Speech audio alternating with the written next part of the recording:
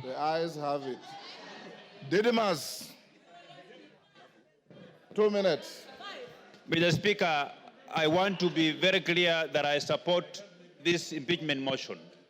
I say so because Kenya, we have more than 42 tribes.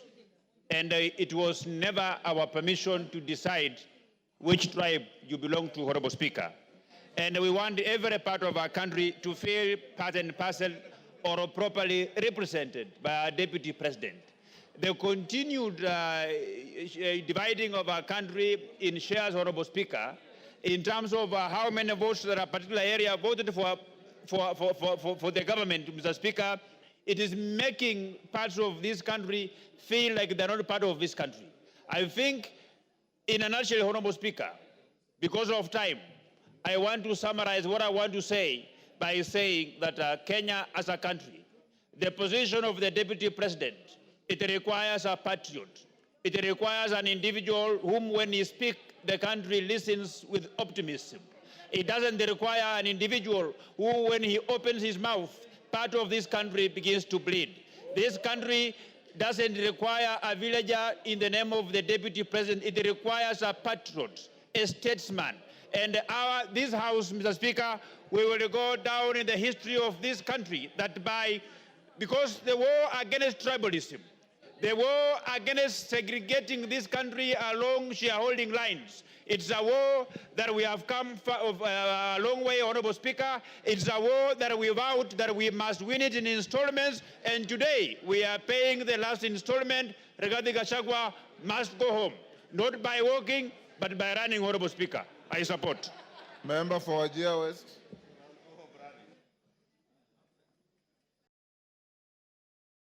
Please, here. Thank you, Mr. Speaker, for giving me this opportunity. First, I rise, Mr. Speaker, reluctantly but firmly in support of all the articles of this motion. Mr. Speaker, I say reluctantly because of the following reasons. Normally, Mr. Speaker, as a Muslim leader, I don't rush to support this grave matter like this, to remove the Deputy President of the Republic of Kenya from office after just 2 years of election. But because of the conduct, the behavior of the Deputy President of this country, Mr. Speaker, I have no option but to support this motion.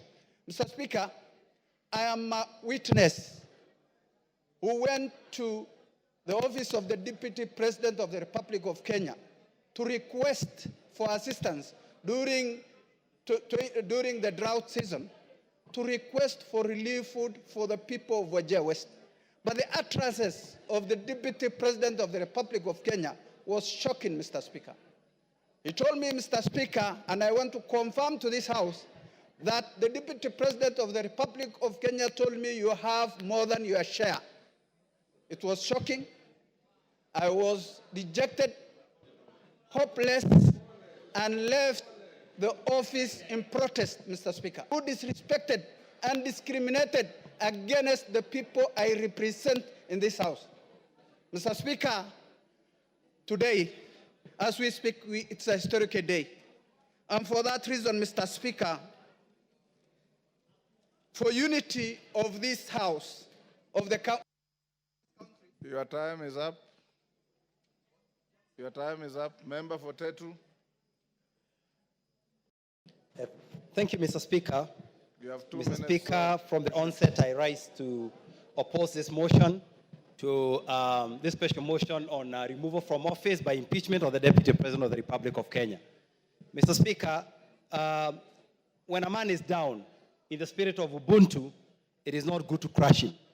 On Sunday, the Deputy President at the National Prayer Altar stood and apologized profusely to his boss, to fellow Kenyans, and indeed to all the members of this House. Mr. Speaker, I feel that our party, UDA, on which the Deputy President was elected, has internal disciplinary mechanisms which have not been exhausted so as to bring this matter to this House. I also feel that in the spirit of us finishing the agenda that we promised Kenyan, this matter can wait to 2027 so that we can focus on service delivery to our people. Mr. Speaker, I will personally request the members of this House Yes, to find Wanjala. it in their heart to forgive the Member Deputy for President. Tetu, hold And on. I will personally. Mr. Speaker, Hold you have your heard horses. honorable member telling this House that in UDA they had not exhausted their disciplinary mechanism. Why did he then decide to sign on the motion? Why did he sign? Mr. Speaker, thank you very much. The matter of Wandeto, finish up. I His did not time finish. is not exhausted. Go on, you have half a minute. Yeah, Mr. Speaker, the matter of my signing, you talked about it, and the matter is rested. Wanjala can come to your office for further explanation. Mr. Speaker, I personally would like to volunteer to lead other leaders in this country, elders, bishops, to ensure that we sit down with the Deputy President so that if there are any issues that he needs to correct, if there are any issues that he needs to align, he can align so that himself can continue serving the people of this country. He has some good in himself, and that good needs to be preserved so that he can finish his work. So, Mr. Speaker, I rise to oppose. Thank you. Umi.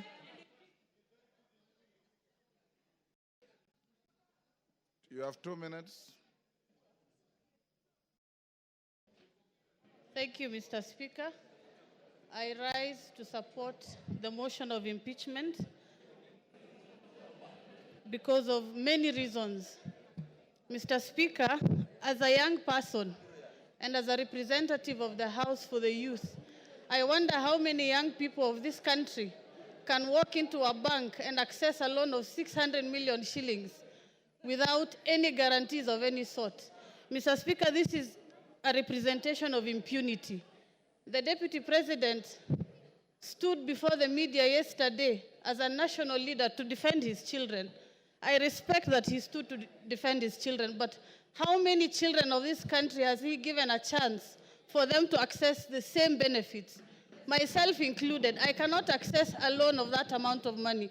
Mr. Speaker, this impeachment motion is not just an impeachment because of difference of ideology, but it will be a symbol of democracy for our country, that people who abuse their powers can go home, regardless of whatever position they hold. Mr. Speaker, I come from Garissa County. We lost residents from my county at an accident as they were accessing to cross a river because of the flood scandal. Mr. Speaker, out of the 10 billion shillings that he had under his pocket, he only gave us 48 million shillings and disappeared and never showed up again. Mr. Speaker, what can 48 million shillings do for people who are suffering? Mr. Speaker, he did not even step in Wajir and Mandera. This is a deputy president of the whole country.